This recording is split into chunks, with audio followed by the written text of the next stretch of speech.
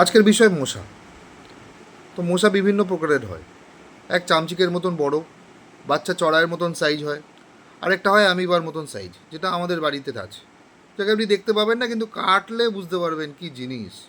তো যাই হোক, মশার অ্যাটাক করার পদ্ধতিও বিভিন্ন রকমের। শীতকালে সন্ধ্যাবেলা মাঠে দাঁড়ালে মাথার ওপর ভনভন করে, গরমকালে শোয়ার পরে কানের কাছে ভনভন করে, আর এমনি সময় দাঁড়িয়ে থাকলে হাত পা ছিঁড়ে নেয়। এমন ডেঞ্জারাস মশা। কিন্তু অবাক করা ব্যাপার, মশাদের কোনো মানবাধিকার সংগঠন নেই। মশাদের মারার জন্য বিভিন্নভাবে বিভিন্ন উপায় অবলম্বন করা হয়েছে বিভিন্ন দেশে। যেমন আমাদের এই বেঙ্গলেই কত রকমের উপায় আছে শুনুন।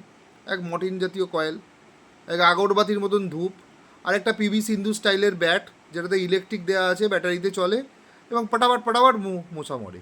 তো মশাদের বাঁচানোর জন্য কোনো মানবাধিকার নেই। প্লাস মশাদের যে বাস্তুতন্ত্রের দরকার, সেটা ভাববারও কেউ নেই। আমি কাউকে বলতে শুনলাম না, ওদের মারিস না, বাস্তুতন্ত্রের জন্য ওদের বহু দরকার। ওরা মানুষের রক্ত চুষবে, তবেই না মানুষ রক্ত কিনবে। এসব বলতে কাউকে শুনলাম না। নমস্কার।